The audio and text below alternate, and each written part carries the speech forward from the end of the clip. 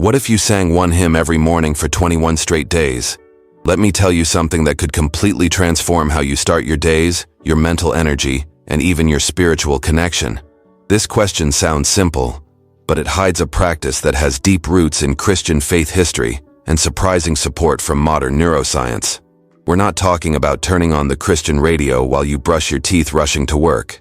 We're talking about stopping, breathing, and dedicating a few real minutes to lift your voice in worship before you even check your phone or think about the day's problems.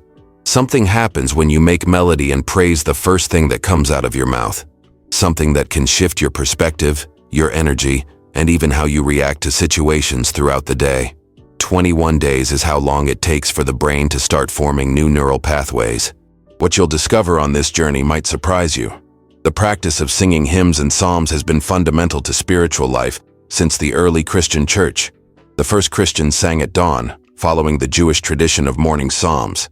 Paul and Silas sang praises in prison at midnight, but the practice of beginning the day with worship goes back to the earliest biblical times. David, known as the psalmist, established that the Levites would sing praises morning and evening in the temple. The psalms were actually songs composed to be sung, not just recited. Christian monastic tradition preserved this practice through the laudes, sung prayers at sunrise that marked the beginning of each day's journey. Modern neuroscience has discovered why this ancient practice is so powerful.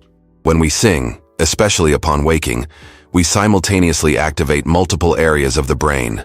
The limbic system responsible for emotions, the prefrontal cortex that regulates mood, and we release endorphins, dopamine, and serotonin, the feel-good neurotransmitters. Morning singing also regulates our circadian rhythm, signaling to the body that it's time to fully awaken. Even more interesting, when we sing words of faith and hope right after waking, we're programming our subconscious mind before the day's worries take over our thoughts. There's a reason entire civilizations started their days singing. They knew something we're rediscovering. The first voice we raise sets the tone for everything that comes after. Here's how the challenge works.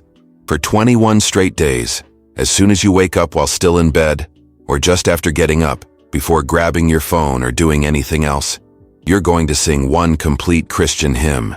It can be the same hymn every day, or you can switch it up. But it must be sung from beginning to end, with an audible voice, not just thought or whispered. Choose hymns you know by heart, or keep a list next to your bed. If you miss a day, restart the count. No rushing, no embarrassment. Just your voice and your faith starting the day together. The benefits of this practice go far beyond what you might imagine. First, you'll notice a significant change in your morning disposition. Instead of waking up immediately thinking about problems or grabbing your phone to see bad news, your brain will be flooded with natural endorphins that instantly improve your mood.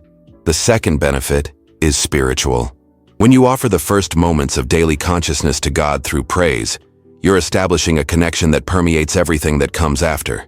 It's like you're placing the day in God's hands from the very first second. This creates a sense of protection and purpose that accompanies you in decisions and challenges. Third, there's the emotional benefit. Singing is one of the most effective ways to release stress and anxiety. When you sing in the morning, you're literally expelling tensions that may have built up during sleep or fears about the day that's beginning. Your breathing regulates, your heart rate stabilizes. Fourth, there's an unexpected social benefit.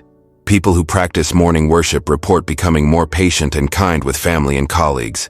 It's as if the gratitude and joy of singing creates an emotional reserve you can access when someone irritates you or difficult situations arise. Finally, there's the benefit of discipline. Starting the day by keeping a spiritual commitment strengthens your ability to maintain other important habits. It's like you're training your consistency muscle first thing in the morning. Let me teach you exactly how to make this a reality in your routine. First, the night before, choose the hymn you'll sing the next day.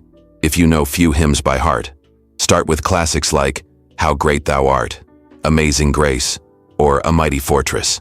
Keep a written list next to your bed so you don't have to think about it in the morning. Second, establish your wake-up time and commit to it.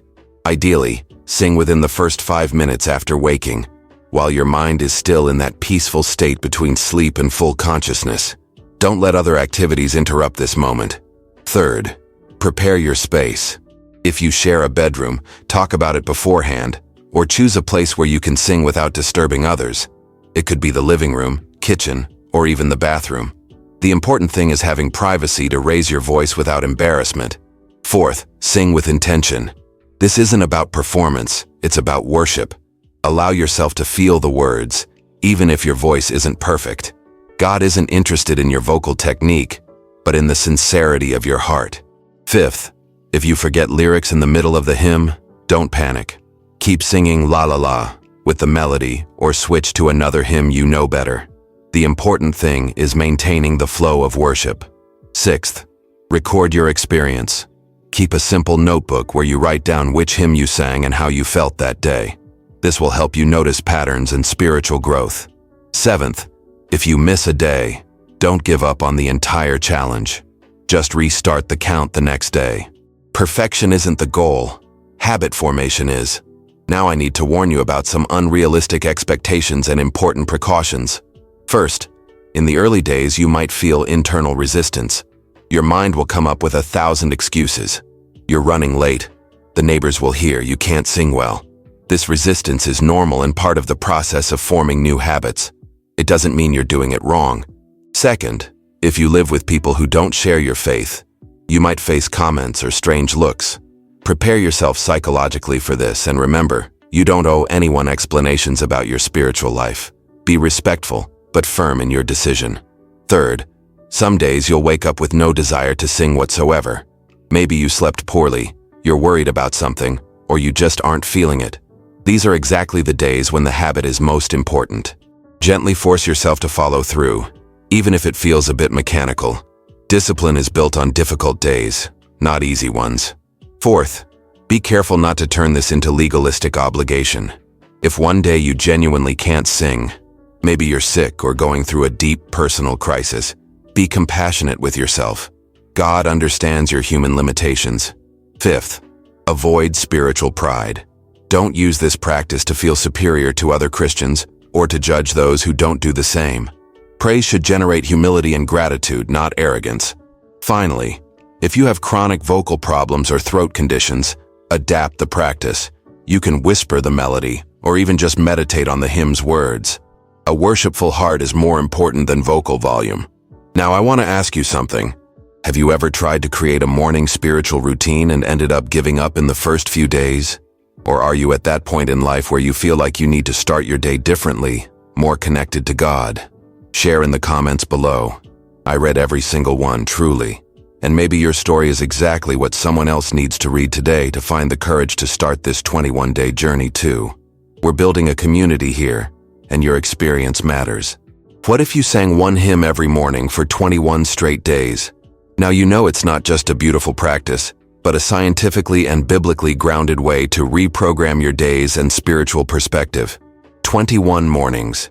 21 opportunities to begin by offering your voice in praise before the world enters your mind. 21 chances to establish a ritual that could become an anchor of peace and strength for the rest of your life. I know it might seem too simple to generate real change, but it's exactly in this simplicity that the power of transformation lies. God doesn't need complication to work miracles in our routine. He just needs our availability. Maybe today is the day you experiment with what happens when worship becomes the first language of your awakening. Maybe it's time to discover how your voice raised in praise can change not just your mood, but the entire spiritual atmosphere of your home and your days. If this content touched your heart and you feel it could help others discover this transformation, leave your like down below. And if you want to keep receiving spiritual challenges that actually work, subscribe to the channel and turn on notifications so you don't miss any faith journey that could change your life. Right there on your screen, you'll see another spiritual challenge that might be exactly the next step in your growth journey. Click and discover how God wants to work in specific areas of your life through simple but profound practices. Walk in faith, live with wisdom, and join us for the next What If.